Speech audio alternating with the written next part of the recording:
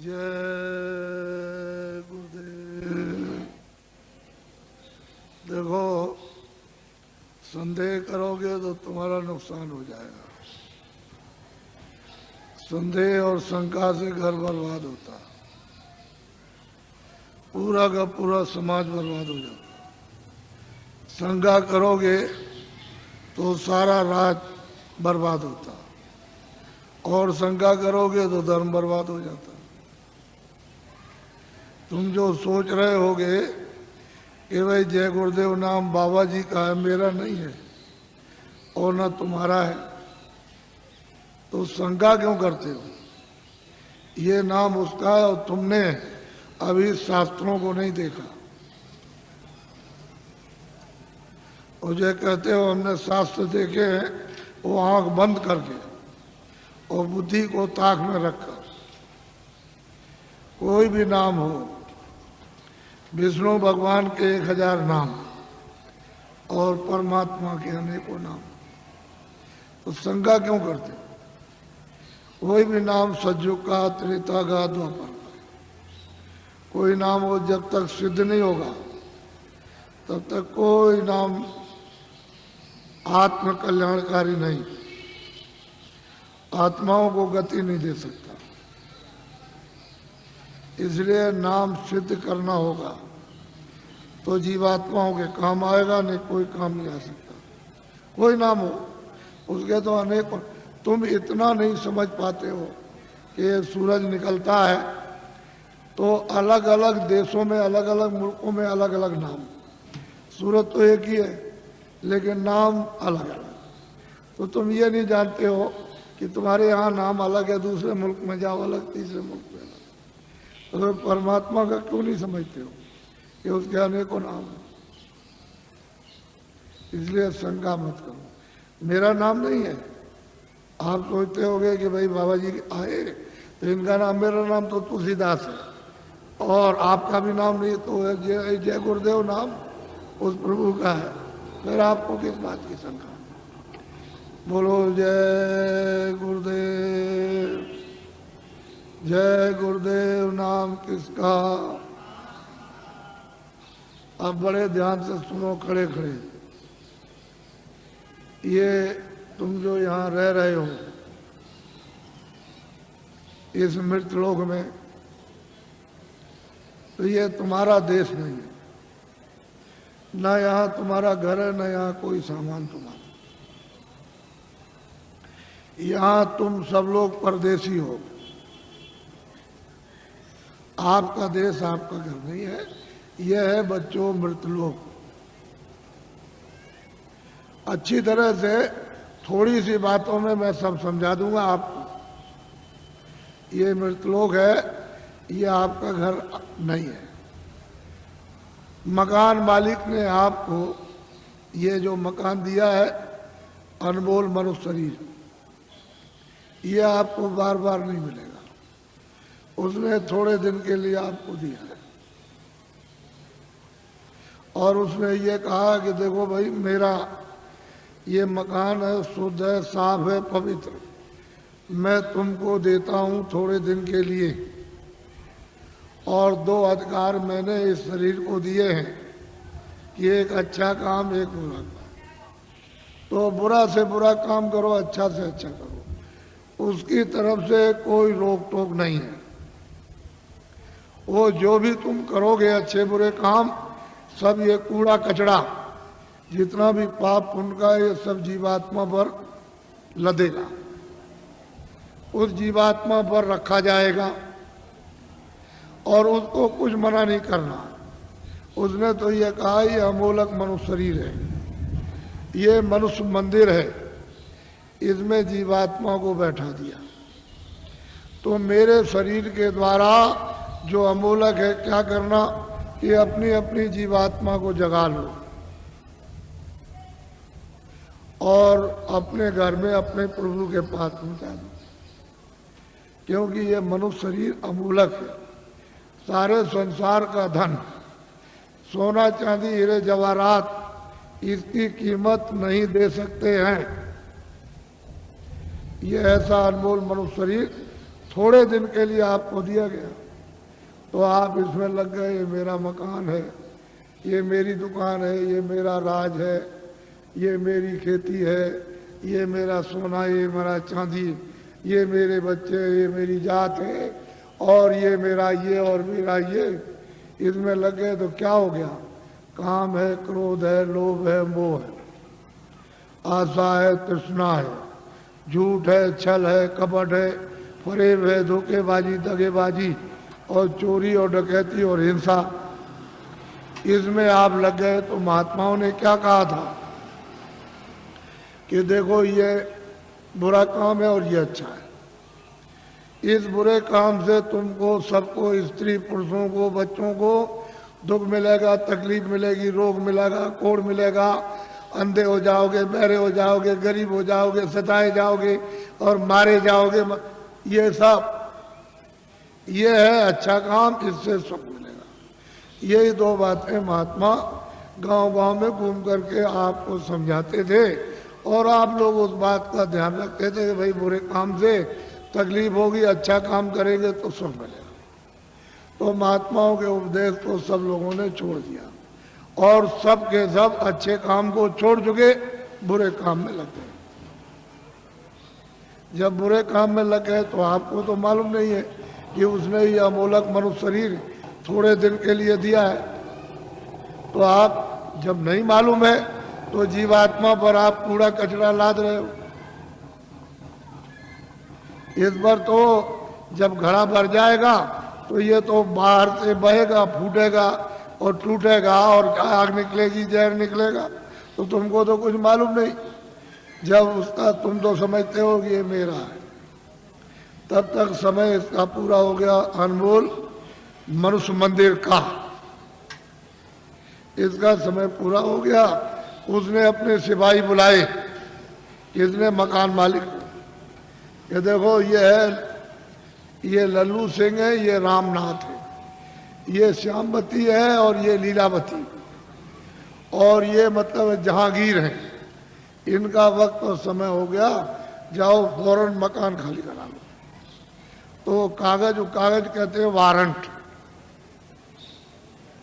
वो फौरन लेकर के दौड़ पड़ेंगे और वहीं से आवाज देंगे, तुम इस वक्त में वहां हो अमेरिका में, तो जोर से यहीं से देंगे कि लल्लू सिंह तुम्हारा वक्त पूरा हो गया और आप तैयार हो जाओ मकान का।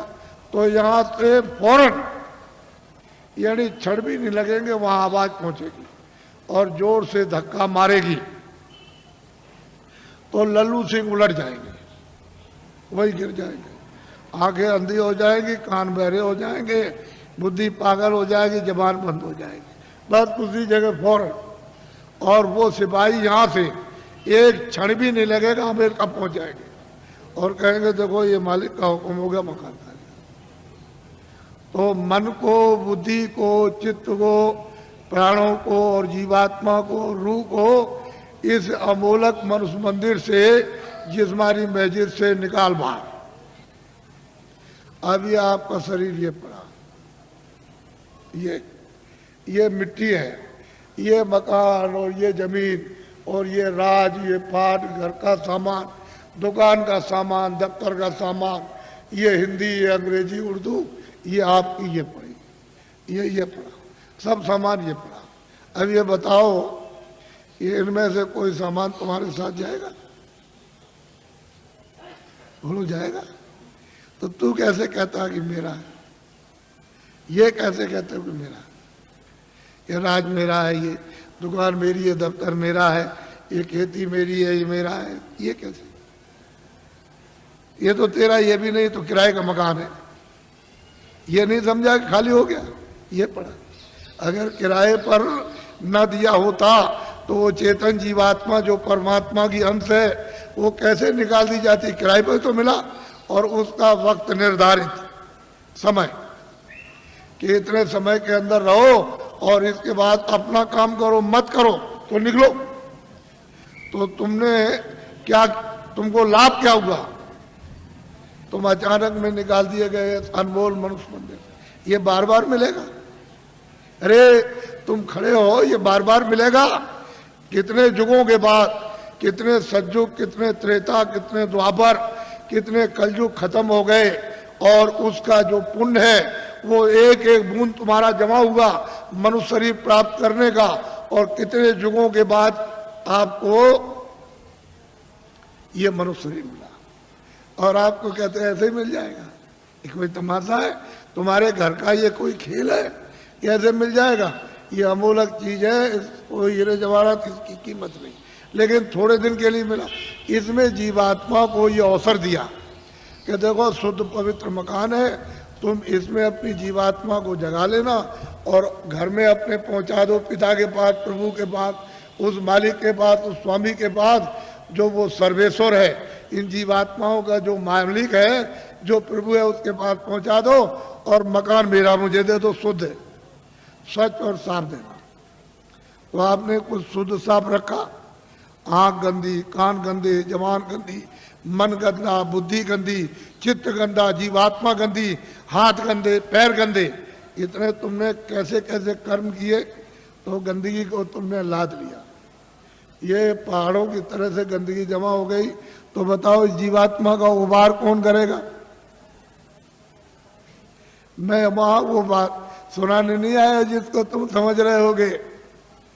ये खेती करो, दुकान करो ठीक से, और दफ्तर का काम ठीक से करो। मैं कब मना करता हूं?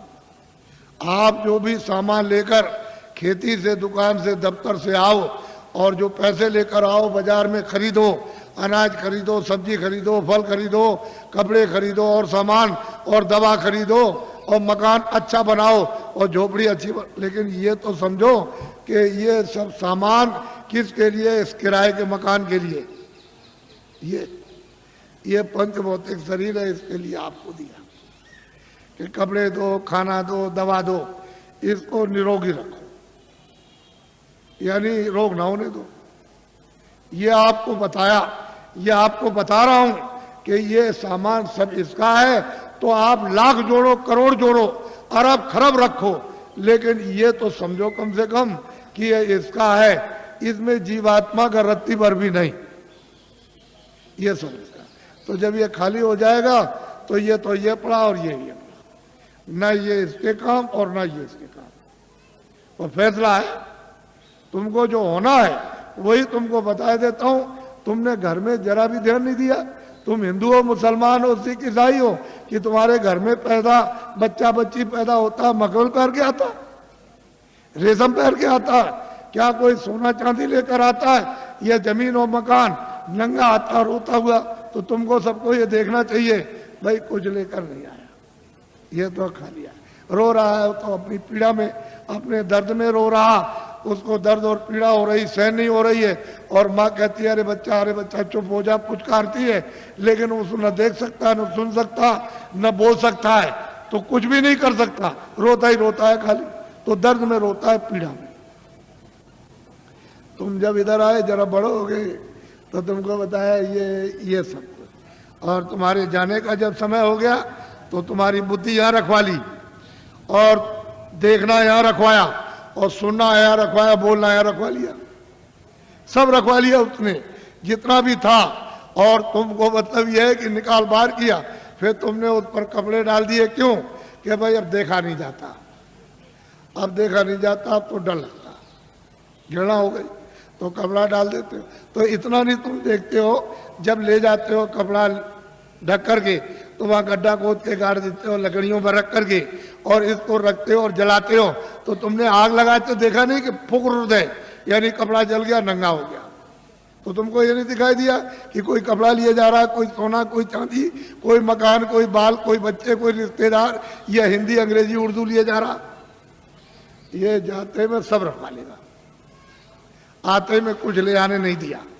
तो ये आपको समझना चाहिए कि ये किराए का मकान आपको थोड़े दिन के लिए दिया है, तो आप कोई घर बार मत छोड़ो। मैं कोई घर बार छोड़ाने थोड़ी आया हूँ। तो खेती करो, दुकान करो, और दफ्तर का काम कैसे करो? ईमानदारी, मेहनत, झूठ नहीं। झूठ और धोखा और बेईमानी और चालाकी और मारपीट और हिंसा और दगेबाजी और सीनाजोरी और जबरदस्ती, बेईमानी, ये नहीं। ईमानदारी, मेहनत। घर में आओ, अपने बच्चों की सेवा करो। ये दो ही तो आपकी ड्यूटी है, और क्या ड्यूटी। और जब आप जाओ सोने, कोई काम ना हो, तो ये मनुष्य मंदिर है, इसमें जीवात्मा बैठी हुई है और ऊपर से परमात्मा 24 घंटे बोल रहा, एक क्षण भी बंद नहीं होता। 24 घंटे उसका कथा कीर्तन आरती 24 घंटे हो रही है, और तुम्हारे कानों तक आवाज दे रहा कि तू मेरी आवाज को सुन ले, और मेरी आवाज को सुनकर पकड़ के मेरे पास चला। तो तुम कभी सुना? कूड़ा कचरा लाद लिया इस पर। तो मैं तुमको जरा बताता हूं, ये तो बहुत से डॉक्टर हैं यहाँ, और आप पढ़े लिखे हो, विद्वान हो, आप जानते हो कि जीवात्मा कहाँ है इस शरीर में। तुमको मालूम, ये जो मिट्टी पड़ी है उसका एक बालू का कण, एक जर्रा उसके लाख टुकड़े कर दिए जाए, उससे भी वो छोटी है, और इस शरीर में बंद है। तो किसी ने एक्सरे में, किसी ने आले में बताया? कहीं नहीं पता चलता। सब लोग आला खेलते हैं कि इसमें कौन है, कौन निकल गया और कौन डाला गया, लेकिन कहीं कुछ नहीं। तो मैं तुमको बताता हूँ, तुम तो मतलब ये है कि मेरी बात पढ़े लिखे अनपढ़ सब सुनो। देखो ये मनुष्य शरीर, बच्चा पीछे हो जाओ, इधर पीछे मत खींचना नहीं फोटो, ये सत्संग हो रहा है नहीं, आप कुछ मत करो। ये फोटो किस लिए खींच रहे हो? अभी मत खींचो। देखो मेरी तरफ, ये अनमोल मनुष्य शरीर है, ये मनुष्य मंदिर है, इसमें 24 घंटे देववाणी, आकाशवाणी, आसमानी आवाज, कलमा और आयतें हो रही हैं। मैं तुमको इधर बताता हूं, देखो इधर, ये जीवात्मा न इधर है न इस तरफ है, न ये इधर बैठी हुई न इधर, और न इस तरफ है, यानी इधर नीचे कहीं नहीं। अब मेरी तरफ देखो, ये दोनों आंखें बीचों बीच में, ये जीवात्मा दोनों आंखों के मध्य में, दरमियान में ये बैठी हुई। यहां उस जीवात्मा में एक आंख है, वो तीसरी आंख, तीसरा नेत्र, और शरीर में दो आंखें। कितनी आंख हुई? बोलो, जोर से बोला करो ताकि समझ में आ जाए। 3 आंखें हो गई। देखो इधर, ये जीवात्मा दोनों आंखों के बीचों बीच बैठी हुई है। उस जीवात्मा में एक कान है और शरीर में 2 कान। कितने कान में? 3 कान पे। अब तुम समझ लोगे तो जल्दी आ जाएगा। ये जीवात्मा बैठी हुई है दोनों आंखों के बीचों बीच। उस जीवात्मा में एक नाक है और शरीर में 2 नाक। कितनी नाक हुई? 3 हो गई। तुमको कभी किसी ने बताया कि 3 आंख है, 3 कान है, 3 नाक है? कोई बताने वाला तुमको मिला?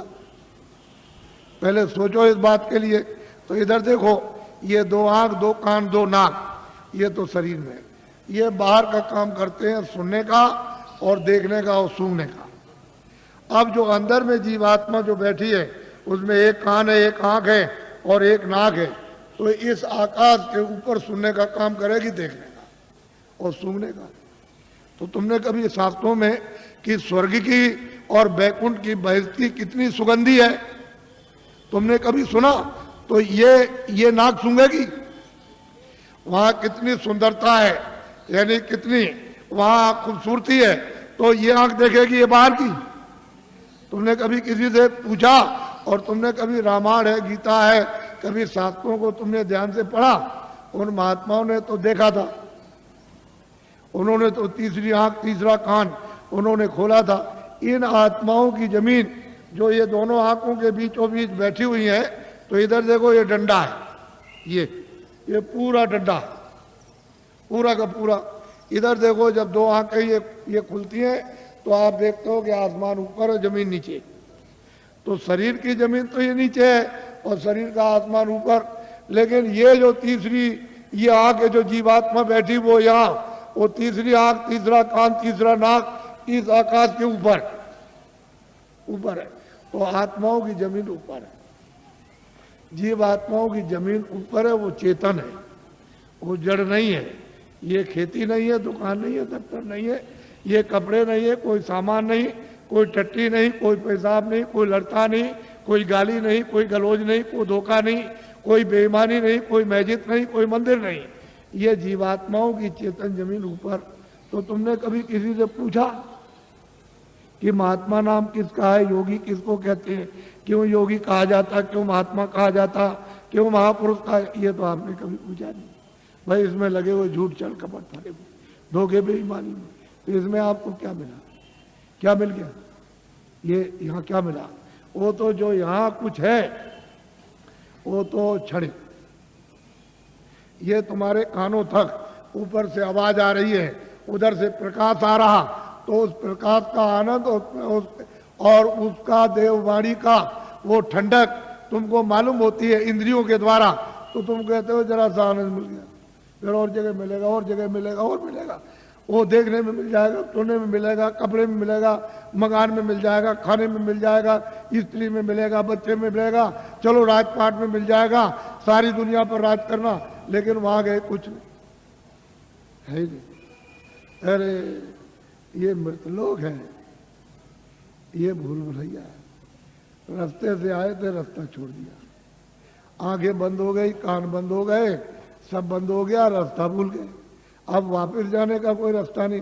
तुमको तो मालूम नहीं कि एक ही रास्ता जीवात्माओं के आने का शरीर में और वापस अपने घर में जाने का एक ही रास्ता, दूसरा कोई रास्ता ही नहीं। और तुम यहाँ भटक गए, चलो वहां चले और वहां चले, उधर चले, तो इस अंधेरे में ये सब अंधकार है। उधर तो सूरज निकलता नहीं, उधर सूरज डूबता नहीं, उधर तारे नहीं है, इस तरह के उधर चांद नहीं है। तो तुमने कभी पूछा किसी से कि रामायण में क्या लिखा? रामायण में जो उन्होंने प्राप्त किया वो तो उन्होंने लिखा, गोस्वामी जी ने, तुलसीदास जी ने, और आप रामायण पढ़ते हो तो आपने क्या देखा, आपकी समझ में क्या है, क्या लिखा? इसलिए महात्माओं की बारी आपकी समझ में नहीं आ सकती। तभी तो अर्थ का अनर्थ हो गया, और धर्म का अधर्म हो गया, और कर्म का अकर्म हो गया, और सत्य का असत्य हो गया, और न्याय का अन्याय हो गया, और प्रेम का दुश्मनी हो गई घर घर में। तो बताओ, मैं तो तुमको अमूलक चीज देने आया था, लेकिन अब यह है कि थोड़ी बारिश हो गई तो ये जमीन अमीन भीग गई, तो आप समझते हो हमारे कपड़े गंदे हो जा रहे। कपड़े तो बच्चा गंदे होते ही हैं और होंगे ही, लेकिन जो जीवात्मा जो कितने जन्मों से गंदी हो गई, कभी तुम इसकी सफाई करके इसको आजाद स्वतंत्र कभी करोगे? कभी तुमको ये मौका मिलेगा? ये तो समय निकला जा रहा, अभी बस समय खत्म हो रहा, बहुत तो समय चला गया आपका, बहुत बरस आपके निकल गए, अब ये थोड़े से रह गए, वो भी निकलने वाला, बस फौरन वारंट अभी कटता है और तुमको निकाल देगा। बस साल सुई की नोक और बालू का एक कण एक जर्रा जाने वाला है, एक किराए का मकान है। तो अमोलक चीज, ये अनमोल मनुष्य मंदिर में ये जीवात्माओं का अमोलक धन। तो तुमने ये तो कभी सोचा नहीं कि भाई हमने जीवात्मा के लिए अभी तक क्या इकट्ठा किया, उसके लिए कौन सा धन कमा के रखा कि जब तुम यहाँ से जाने लगोगे तो जीवात्मा की रक्षा हिफाजत होगी। उधर तो कोई मदद करेगा नहीं, उधर तो इधर से निकालेगा, और उधर उसने हिसाब कर दिया कि इनको ले जाओ, इन्होंने बड़े मृत लोक में जाकर बड़े दुष्कर्म और बड़े मतलब बुरे काम और पाप कर्म किए, तो इनको ले जाओ, कुत्ते में बंद करो जा करके, तो कुत्ते में बंद, कुत्ते से निकाला बिल्ली में बंद, बीच से मिला तो गधे में बंद, गधे से निकाला ऊंट में बंद, तो ऊंट से निकाला किसी पंछी में बंद, तो 4 खाने 84 लज्जोनिया, फिर तुमको ये मनुष्य शरीर किधर मिलेगा? तुम तो ये सब जानते नहीं, तुमको तो ये सब मालूम नहीं, तुमने तो देखा नहीं, इसलिए मैं तुमको अमूलक चीज देने के आया हूं। कुछ आत्म धन चलते चला, जीवात्मा के लिए कुछ आत्म धन, यानी ईश्वरीय खुदाई रूहों को खजाना, उनको कुछ दे दो इस जिस्म में, शरीर में, तो इसका भला हो जाए, नहीं तो ये जा रही है, तो दब गई, ये इसको कौन छुड़ाएगा? बिना महापुरुष, बिना जानकार के इसका रास्ता कौन जानता है? कोई नहीं जानता, सब भटके हुए भूले हुए। तो अमोलक चीज लो, उसको देना चाहता हूं। इसलिए तुम ऐसा मत समझो कि कोई बाबा जी जय गुरुदेव है या बाबा जी भगवान है, हम तो पक्के आपके सेवक हैं, सेवक, कोई भगवान नहीं है, कोई जय गुरुदेव नहीं है। जय गुरुदेव तो हुआ है, हम तो आपके सेवक हैं। सेवा करने का मतलब यही होता है कि तुम्हारी गंदगी को साफ, जो तुम्हारी गंदगी धोता है, साफ करता है, उसका नाम सेवक ही है। जितने भी भारत में महापुरुष आए इस प्रभु को प्राप्त करने के लिए इस कलयुग में, वो सब के सब सेवक रहे। वो कभी महात्मा नहीं बने, न कभी महात्मा बनेंगे, न बने, न उन्होंने कभी इच्छा और ना उन्होंने कभी स्वप्ने मतलब ये कभी सोचा। वो तो सेवक, तो तुम लोग उनको पहचान भी नहीं पाते। और उनके पास में अमोलक धन होता, अमोलक खजाना, और तुम ले नहीं पाते। इसी जमीन में वो भी आते हैं, इसी जमीन में तुम हो, तुम इसमें लगे पड़े हुए हो, और वो यहाँ से निकल के चले गए और तुमको कहते हैं भाई जल्दी कुछ अपना काम करो, नहीं तो ये पराया काम, ये बोझा ढोते हो, ये तो छूटने वाला है, तो ये शरीर चला जाएगा, ये तो मकान तुम्हारा नहीं है, ये सामान पड़ा रह जाएगा। तो अमोलक चीज है, अमोलक धन है, तुम्हारे साथ खजाना रखा हुआ अथाह। लेकिन अब क्या करे बेचारी जीवात्मा, ये इसमें बंद है, इस कोठरी में बंद हो गई, फंस गई। अब इसको कुछ नहीं सुनाई दिखाई कुछ नहीं देता। तो कोई महात्मा मिले तभी तो उनकी कृपा दया दृष्टि हो, और वो कुछ मतलब ये शुद्धि सफाई करें तो कुछ रास्ता दे दे तो अच्छा रहेगा, नहीं काम होता। तो अमोलक चीज लिए जल्दी में अच्छा रहेगा। हम ज़्यादा और कुछ नहीं बोलेंगे, लेकिन इतना जरूर कहेंगे, ये बड़ा भारी परिवर्तन होगा तुम्हारे घर में, तुम्हारे व्यापार में, तुम्हारे धर्म में, तुम्हारी जाति में, तुम्हारे मतलब खेती में, तुम्हारे मतलब दफ्तर दुकान में, और तुम्हारे राज में। इतना भारी परिवर्तन होगा जो तुमको ख्वाब और सुन में भी पता नहीं है। ऐसा मालूम होता है कि बड़े भारी कष्ट आने वाले, तकलीफ। तुमको तो अभी पता नहीं है, अभी तक इतनी तकलीफ 47 सालों में नहीं आई, इतना दुख नहीं आया, इतनी परेशानी नहीं आई, इतना कोलाहल नहीं हुआ, इतना त्रायमाम मचा वो आगे आने वाला। तो तुमने कोई बचाव के लिए सोचा, कोई बचाव की कोई औषधि, कोई चीज आपने ली है कि जिससे कि तकलीफों से बचाओ? तो उसके लिए तो कुछ नहीं।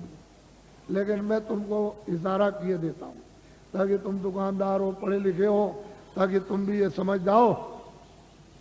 देखो मेरी विनती प्रार्थना है कि आप कोई भी आंदोलन हड़ताल तोड़ दो।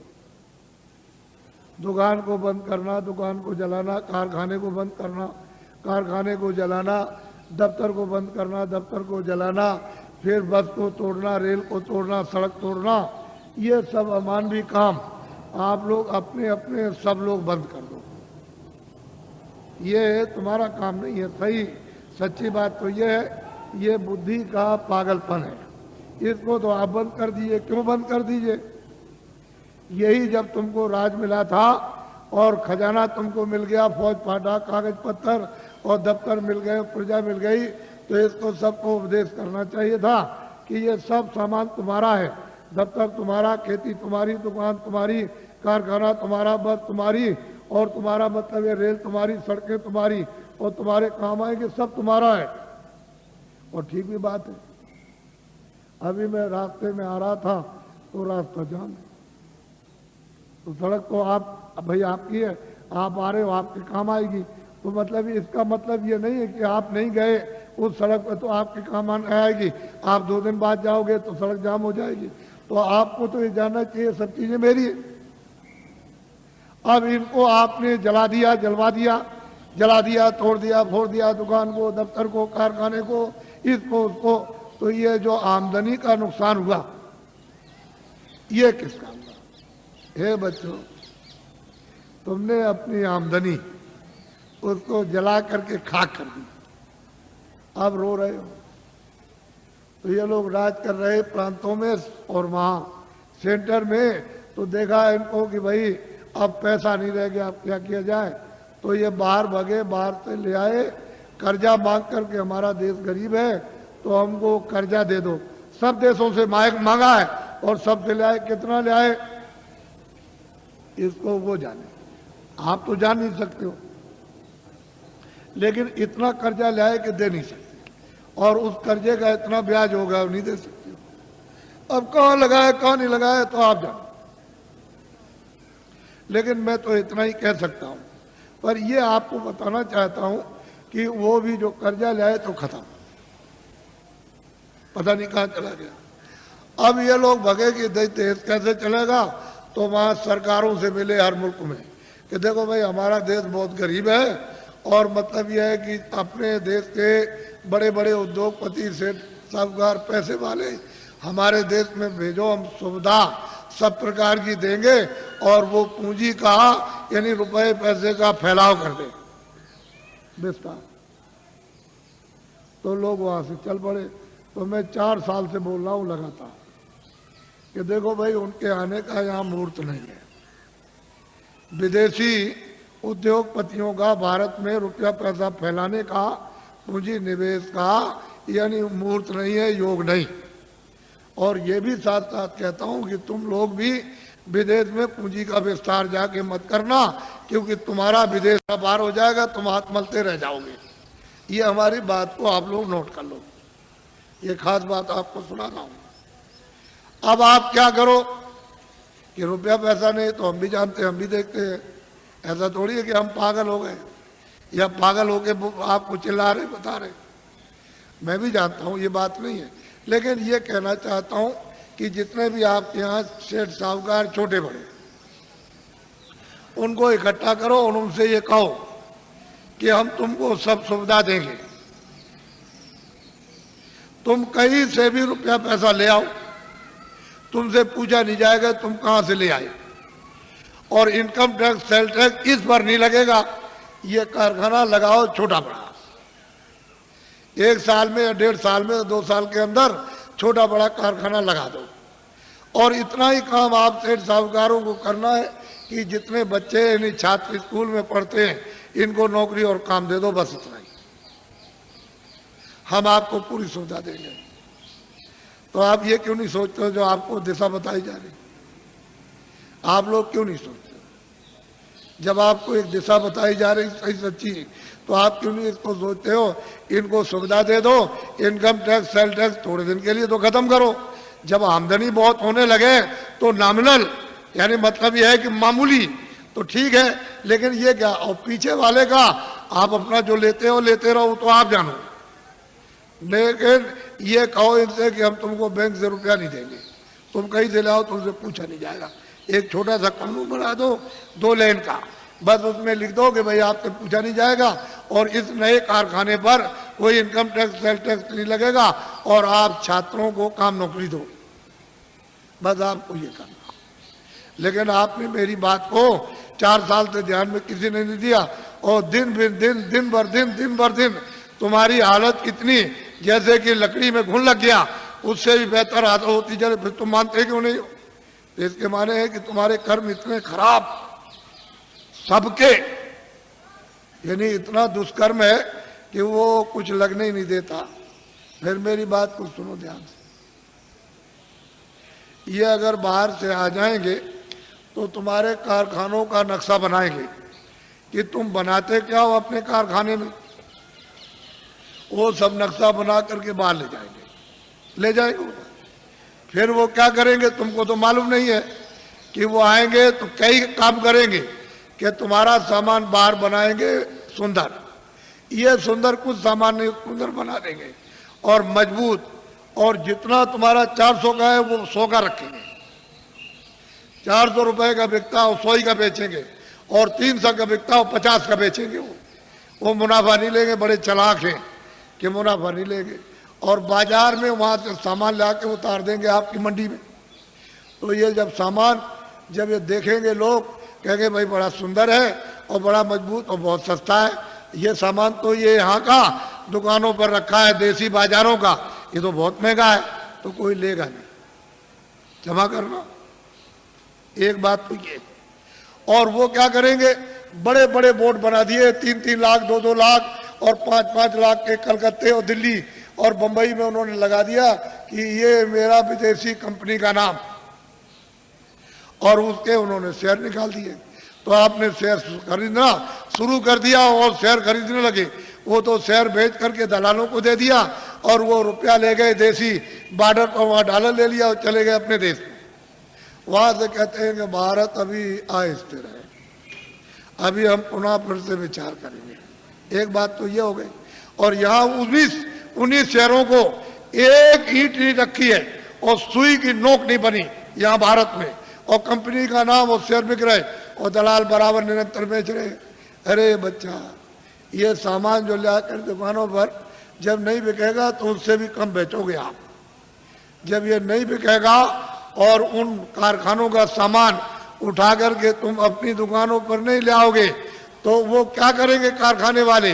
वो तो अपने आप बंद हो जाएंगे, बिना हमारे मर गए। कोई हड़ताल नहीं, कोई ये नहीं, कोई तोड़फोड़ नहीं, वैसे ही बंद हो गए। तो जितने भी वहां मजदूर और वहां पर जितने भी क्लर्क और वहां मैनेजर काम करते हैं, सब जब बंद हो जाएंगे तो घर बैठ जाएंगे। तो आखिर उनके बच्चे पढ़ते हैं स्कूल में तो काम, जब सब कारखाने बंद हो जाएंगे तो नौकरी कम। इन छात्रों को किधर से मिलेगा? कभी आपने सबने बैठ कर के इस पर गहराई से सोचा? ऐसे हवाबाजी करते रहे। फिर वो आएंगे यहाँ सब जगह अड्डा जमा लेंगे, सब जगह। और तुम जितने भी की पोस्ट के, बड़ी पोस्ट के बड़े जिम्मेदार, उनको सबको अपने पैसे, क्यों कि भारत का आदमी बहुत लालची, बहुत लालची। उनको खरीद लेंगे तो ये भारत भर फिर गुलाम हो जाएगा और तुम ऐसे हाथ मलते रह जाओगे, सट से चला जाएगा, सट से। इसलिए सोचो, बाबा जी का अगर इसमें कोई मतलब हो तब तो एक बात कह भी सकते हो। तो मैं तुम्हारी परेशानी जो तुम चिल्लाते हो आकर के और कहते हो बड़ी तकलीफ है और बड़े, ये तो भाई डॉक्टर हैं और बड़ी बड़ी फैक्ट्रियां और बड़े बड़े अस्पताल है, वहाँ जाओ दवा करो। जा कह लगे हमने तो बहुत दवा कर ली और हमारी घर घर बीमारी, ये जितने बैठे सब बीमार, बच्चे बीमार, बच्ची बीमार, बुढ़ा बीमार, अड़ोस में पड़ोस में बीमार, बीमारी बीमारी बीमारी, और दवा खाते खाते परेशान। और अब मतलब ये बीमारी नहीं जाती है तो इधर गिरते हो आकर के इधर कि भाई कुछ बता दिए, कुछ दया कर दिए, कुछ भाई यहाँ कहाँ से अस्पताल, यहाँ जाओ अस्पताल में जा करके। कह लगे वो तो हम सब कर आए और सब दवा खा ली, कोई दवा हमने छोड़ी नहीं। तो इधर कैसे आए? कह लगे तो दुआ दे दीजिए आ सकता। अब क्या करें? अब इनकी तकलीफ देख करके कुछ खा भी नहीं जाता, क्या करें? तकलीफ है। अब इनसे कहते हैं कि भाई तुम, अरे भाई तुम ये क्या कर रहे हो? ये जो बुरे काम करते हैं इसी से तकलीफ आई, तो बुरा काम तो कम से कम छोड़ दो। तो बात तुमसे समझ में नहीं आता उनकी कि भाई कैसे छोड़ेंगे वो। अब इतनी कमजोरी दिल दिमाग में आ गई कि आपकी समझ में नहीं आता। तो बच्चों, बचाव का रास्ता लो। तकलीफ तो आगे वाले सब चिल्लाएंगे, बचने वाला कोई भी नहीं है, सब चिल्लाए। अब देखिए आप सब चिल्लाओगे अभी देखो। और बाहर की तो वो चंडी है, चंडी एक देवता, मेरी तरफ सुनो, चंडी एक देवी है। तो तुमको तो मालूम नहीं कि देवता है कि देवी है, ये तो आप कुछ जानते नहीं हो, कुछ नहीं मालूम। तो चंडी 4 सालों से निकली है। एक हाथ में तो मसाल है और दूसरे हाथ में उसके एक तलवार है, और निकली हुई है सब सारे देशों का वो दौरा कर रही है, मुल्कों का। तो जिस देश में जाती है वहां धन गायब कर देती है। ये जो भी उस देश के धन का नाम होगा वो गायब। तो वहां की जनता कहती है कि भाई धन किधर गया? तो जो सेठ साहूकार वो भी कहने लगते हैं कि भाई ये धन किधर चला गया। फिर वहां का जो शासन करते हैं, राज करते हैं, वो भी कहने लगते हैं कि भाई ये धन किधर चला गया, अब क्या किया जाए, कुछ ऐसा करना चाहिए, कुछ ऐसा। दूसरे मुल्क में जाएगी वहां का, तीसरे मुल्क में, सब मुल्कों में जाएगी और भारत में भी आएगी। वो छोड़ नहीं सकती भारत को भी। यहाँ भी आएगी तो यहाँ के धन को गायब कर देगी। तो यहाँ जनता कहेगी कि अरे भाई मतलब धन किधर चला गया। ये सेठ साहूकार सब लोग कहेंगे भाई धन किधर गया। वो शासन करते हैं दिल्ली में, प्रांतों में, ये भी कहेंगे भाई धन किधर चला गया, समझ में नहीं आता। ये सब मुल्कों के जब सब के सब चिल्लाने लगे और रेडियो और अखबारों पर आने लगे, अरे बच्चा तब मेरी बात को मान लेना, अभी तो सुन तो ले, तब तो तुम मानना बात को। लेकिन लिख के तो रखो कि बाबा जी आज मतलब ये 26 तारीख को आपके धार में आए और वो उन्होंने ये बात कही सबके लिए, किसी मुल्क को छोड़ा नहीं, कोई आपके जात पात, इसमें कोई हिंदू मुसलमान की बात या कोई आलोचना की बात हो तब तो एक बात कहो। यहाँ तो सब मनुष्य इंसानों की बात हो रही।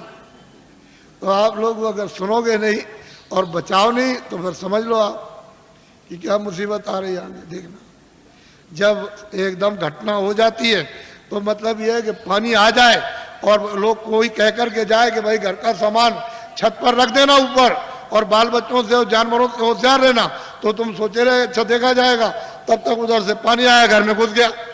और जब तक तुम जगे तब तक इतना हो गया, वो बच्चा सो रहा था, तुम अपनी जान लेके वो भगोगे कि बच्चे को बचाओगे, बच्चा छूट गया, सामान तो सब गए और जानवर बंधे थे मर गए। तो जो कह करके गया था तुमने उसकी बात क्यों नहीं सुनी? वो तो तुम्हारे हित की बात कर रहा था, उसका क्या हित था? अरे जो कह के गया उसका लाभ मुझे बताओ क्या था? वो तो ये देख रहा था आपको दुख होगा तो जब मैं रोएंगे चिल्लाएंगे तो मुझे भी दुख होगा, तो वो कह के गया था आपको, तो सुनना चाहिए था। सीधी सादी बात, समय बड़ा खराब आ रहा। अच्छा अब मैं आपको अमूलक चीज दे दूं, ये तो बाहर की बातें समझा दी, आपको थोड़ी सी इशारा कर दिया, लेकिन ये बात जरूर है कि घर बार तुम कभी मत छोड़ना, खेती मत छोड़ना, दुकान मत छोड़ना, दफ्तर का काम है। जो भी आदमी घर बार छोड़ के बच्चों को छोड़ के चला जाएगा काम काज और साधु हो जाएगा, उसको कभी भगवान नहीं मिलेगा, कभी भी नहीं मिल सकता। ये पहले मेरी बात को ध्यान से सुनो, अपने घर में रहो, बच्चों के बीच में रहो, इसी जगह, और 23 घंटे तुम मेहनत करो इस शरीर से, शरीर के लिए, दुकान करो, दफ्तर का काम, खेती करो, इस शरीर के लिए, भोजन कपड़ों के लिए, इसके लिए, दवा के लिए, सब, और बच्चों के लिए, इसके लिए, और 1 घंटा उसमें से बचाओ अपनी जीवात्मा के धन के लिए, ताकि इसको कल्याण हो जाए, इसकी मुक्ति हो जाए, ये आवागमन से छुटकारा पा जाए, न जल में न मरे। 1 घंटा तुम नहीं बचा सकते हो और 23 घंटे इसमें तुमको लगाने को कह रहे, तुमको ये तो नहीं कह रहे कि तुम छोड़ देना कुछ, ये तो सोचो तुम।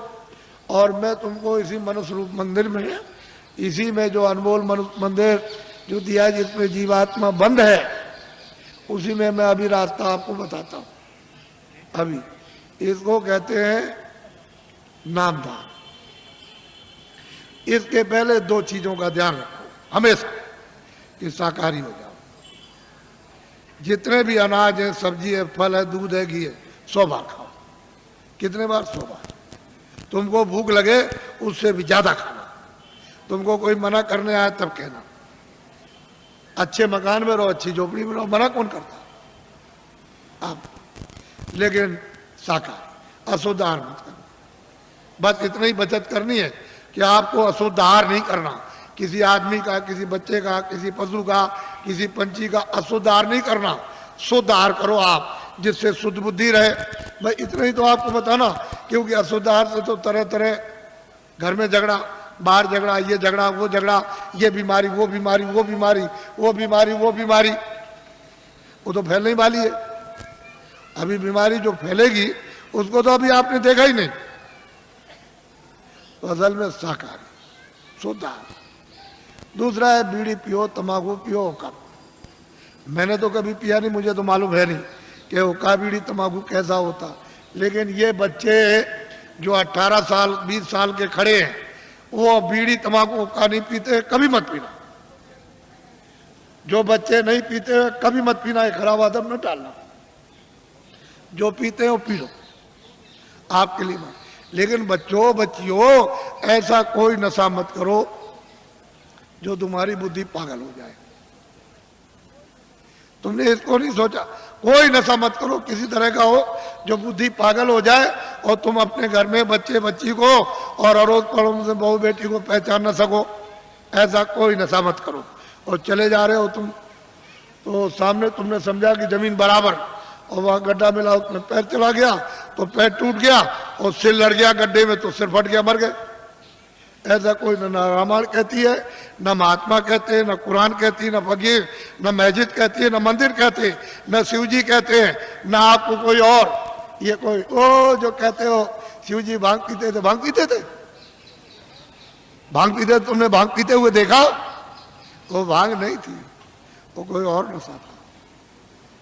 ये झूठी बात है। जो लोग उनके नाम से भांग पीते और कहते हैं वो भांग पीते थे, भांग नहीं पीते थे। ये ऐसा देवता कभी भांग नहीं पीता, वो भांग नहीं पीते। लेकिन तुमने ये दो चीजों से बचो, बाकी तो कोई मैंने मना किया नहीं। मैं तो एक सीधा साधा आपका सेवक हूँ, एक आदमी हूँ, और सही सच्ची बात तुम्हारे सामने तुमको बताने आए हो। तुम नहीं जगोगे, नहीं समझोगे तो मैं इसके लिए क्या करूँगा? मैं तो अपनी बात कह के चला जाऊँगा। जब तुम उधर जाओगे और उधर जब हिसाब होगा तुम्हारा, क्योंकि वो तो सब लिखा जा रहा, आज दिन में तुमने कितना बुरा काम किया, कितना अच्छा किया, कितनों को धोखा दिया, कितनों को मारा, कितनों के साथ बेईमानी की, कितनों को पानी पिलाया, कितने बार मंदिर में पूजा की, कितनी रामायण, कितनी कुरान पढ़ी, ये उधर में और कैसे कुरान पढ़ी, ये वो सब वहाँ सब लिखा हुआ। वो आदमी भी मिलेगा जिसको तुम काट रहे हो, और जिसको मतलब है कि तुम उसको चीर रहे हो, वो सब मिलेंगे वहाँ। तो पूछेगा भाई तुम्हारे सामने कोई रामायण गीता, कोई भागवत, कोई कुरान पुराण कोई तुम्हारे सामने नहीं थे जिन्होंने महात्मा फकीरों ने नहीं बताया कि भाई अच्छा ये बुरा? तो मोहम्मद साहब से पूछा जाएगा कि भाई मतलब ये है कि तुम गए थे जमीन पर और तुमने मतलब ये नहीं बताया कि बुरा काम बद काम है। कह लगे मैंने तो इनसे सबसे कहा था कि ये बद काम है, ये नेक काम, इस बुरे काम को मत करना, अच्छे करना, लेकिन इन्होंने मेरी बात नहीं मानी। तो फिर वो भेजेगा सीधा, वहाँ हिसाब करता है, वो हिसाब करता है।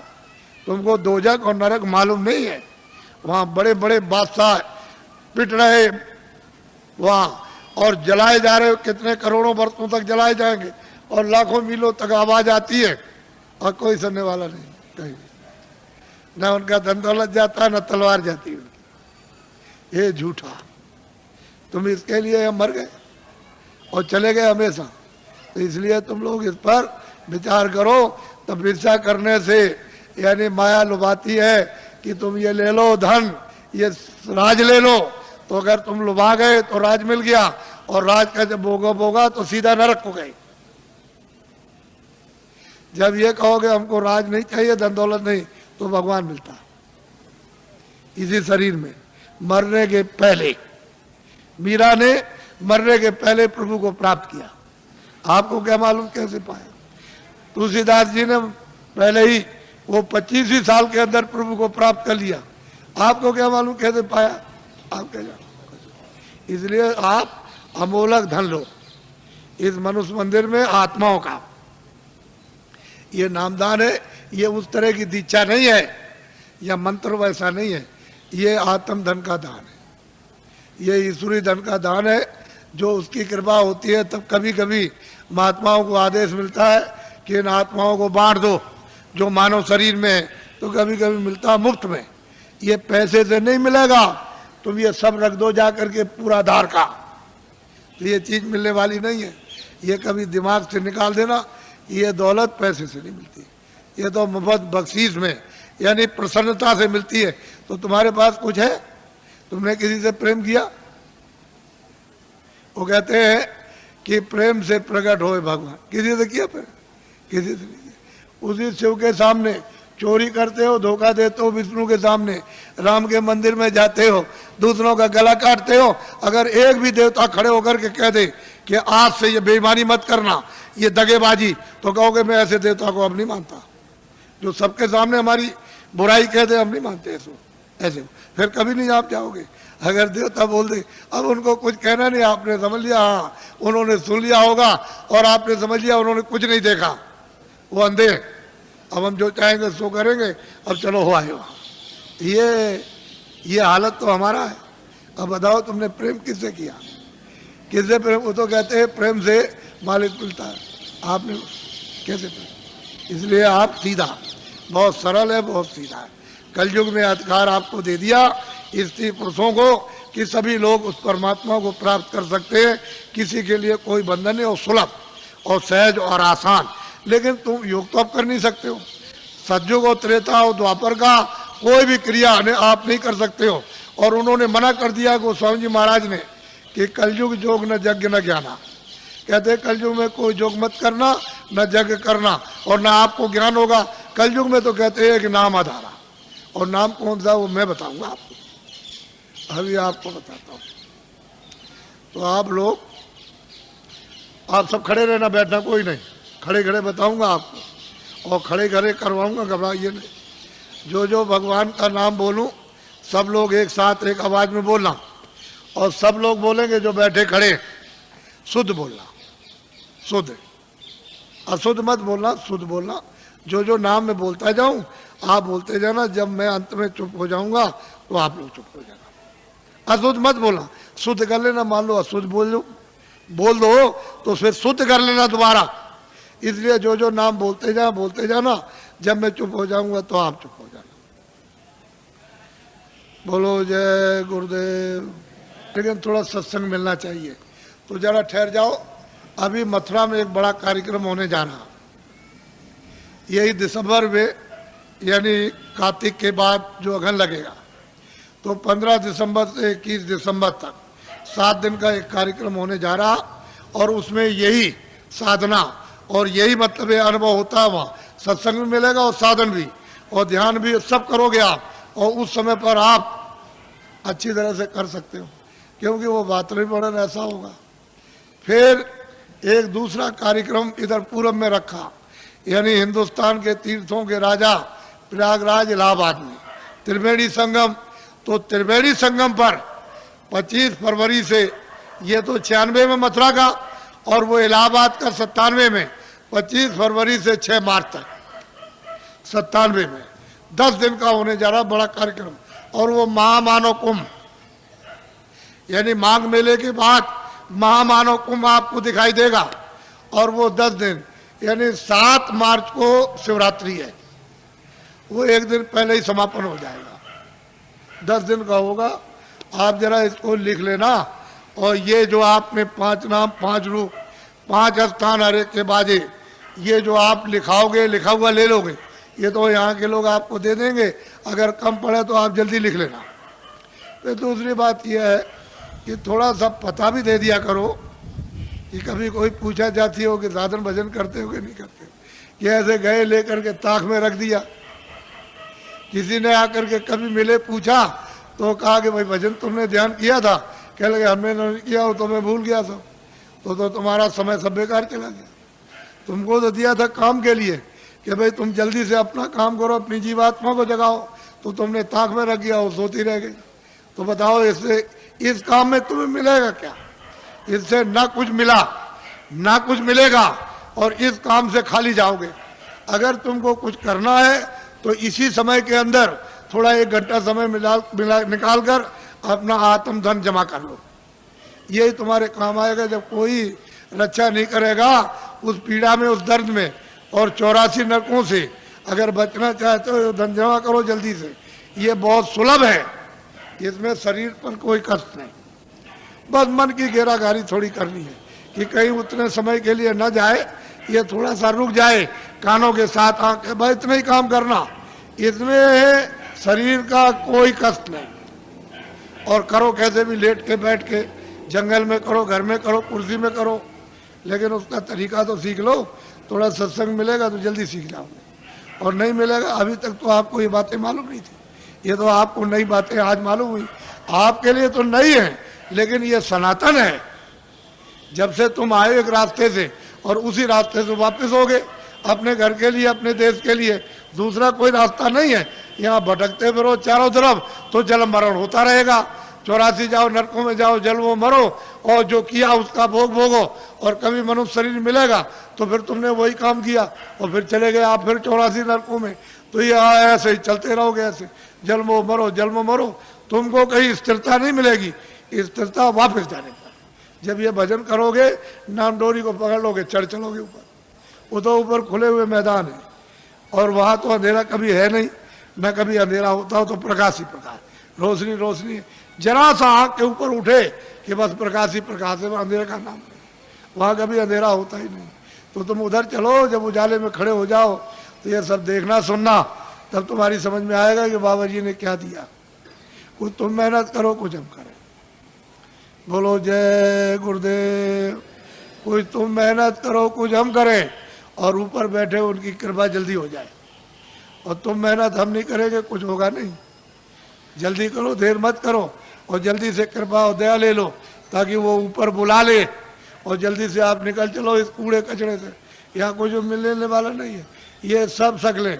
अब देखो, बीमार, परेशान, तकलीफ में, हमारे पास जो भी आता कोई हो, हमको उससे मतलब नहीं, आदमी होना चाहिए। हमारे यहाँ कोई झगड़ा झंझट ये नहीं है, आदमी हो उसमें जीवात्मा होनी चाहिए। तुम्हारे शास्त्रों में लिखा है अहिंसा परमो धर्म, तो आपने इसका पालन किया? अब ये बताओ, आपने इसका पालन किया? आप बकरा मार दो, मुर्गी मार दो, आदमी मार दो, लड़की मार दो, लड़का मार दो, घर में देवी को मार डालो, आप कि कोई दुश्मन बन जाए उसको मार दो, गोली मार दो, छुरा मार दो, लाठी मार दो, तुम अहिंसा धर्म? तुम किसी देवता को, किसी धर्म को मानते हो?